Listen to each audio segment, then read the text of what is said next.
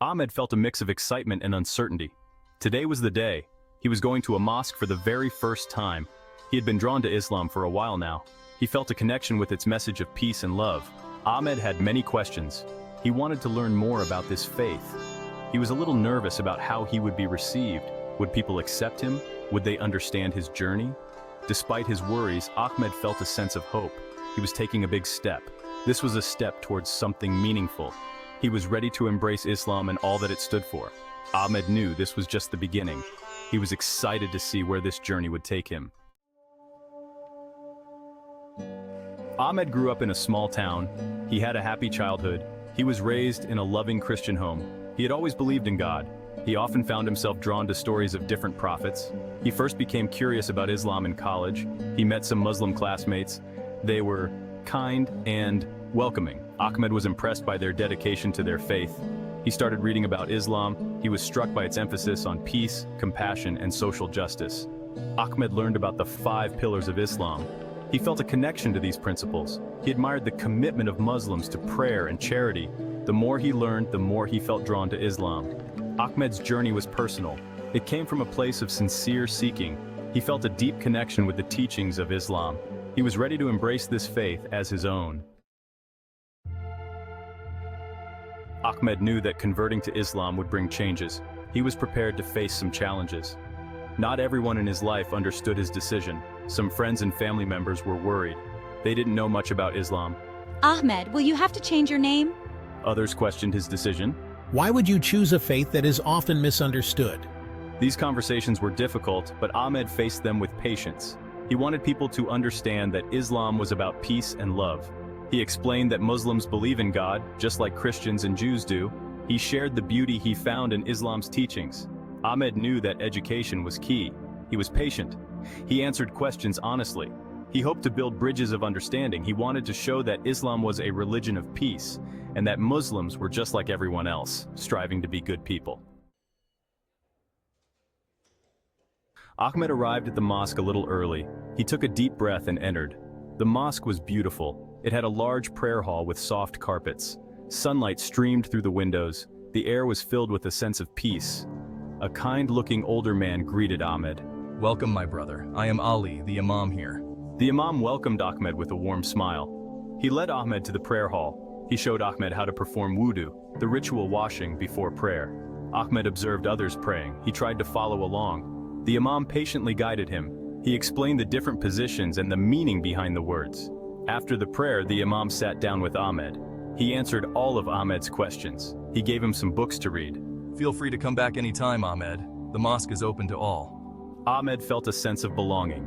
He knew he had found a community that welcomed him with open arms. This was just the beginning of his new journey. Section 5. The Pillars of Faith. Ahmed was eager to learn more about the 5 pillars of Islam. These pillars were the foundation of the faith. They were belief in one God, prayer, fasting, charity, and pilgrimage. Ahmed started to pray 5 times a day. He learned the prayers in Arabic. He found peace in the rhythm of the words. He liked how prayer made him feel closer to God. Fasting during Ramadan was a new experience. Ahmed learned about the importance of self-discipline and empathy. He broke his fast each evening with dates and water, just like the Prophet Muhammad did. He shared meals with other Muslims in the community. Ahmed also started giving charity. He knew that helping those in need was an important part of Islam. He felt good about giving back to his community. He knew he was making a difference. Section 6. Finding strength in community. The mosque quickly became a second home for Ahmed. He met other Muslims who were happy to help him learn and grow in his faith. They answered his questions and shared their own experiences. Ahmed attended a study circle every week. They discussed the Quran and the teachings of Prophet Muhammad. Ahmed learned about the history of Islam. He learned about the importance of living a moral and ethical life.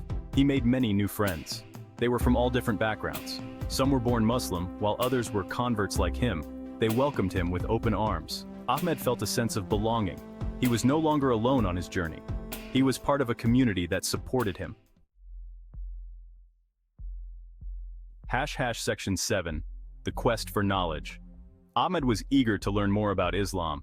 He read books, he watched documentaries, he listened to lectures online. He wanted to understand his new faith deeply. He learned about the Quran. He was amazed by its message of peace and justice. He learned about the life of Prophet Muhammad. He was inspired by his compassion and humility. Ahmed knew that knowledge was important. He wanted to be able to practice his faith with understanding. He wanted to be able to share his knowledge with others. He continued to ask questions. He never stopped seeking knowledge. He wanted to grow in his faith. He wanted to be the best Muslim he could be. Ahmed knew that not everyone understood Islam. He wanted to change that. He started by having open and honest conversations with his family and friends. He shared his personal journey and explained why he was drawn to Islam. Ahmed, why did you convert to Islam? What drew you to it? He answered their questions patiently and addressed their concerns. I just don't get it, Ahmed. What's different now? Ahmed invited his friends and family to the mosque. He wanted them to experience the beauty of Islam for themselves. He wanted them to see that Muslims were just ordinary people trying to live good lives. It's really nice here, Ahmed. I never knew. He knew that building understanding took time. He was patient and persistent. He wanted to break down stereotypes and promote peace and understanding. Ramadan was a special time for Ahmed. He looked forward to the month of fasting. He found that fasting brought him closer to God. He broke his fast each evening with his family. He invited his non-Muslim family to join him for iftar, the evening meal. This is interesting, Ahmed. Tell me more about Ramadan. His family was curious. They enjoyed learning about Ramadan traditions. Ahmed's family tried dates and drank sweet tea. They listened to his stories about the mosque and learned about the importance of charity during Ramadan. Sharing his faith with his family brought them closer. It was a special time of connection and understanding. Ahmed looked forward to celebrating Eid al-Fitr with his Muslim community. Eid al-Fitr marked the end of Ramadan. It was a joyous occasion. The mosque was filled with people. Everyone was dressed in their finest clothes. The children were especially excited. They received gifts and sweets. Ahmed shared a special Eid meal with his friends from the mosque. They exchanged gifts and good wishes. They prayed together and celebrated the blessings of the holy month. Eid was a time for joy, gratitude, and community. It was a reminder of the beauty and strength of the Muslim community. Ahmed's journey to Islam was personal and profound.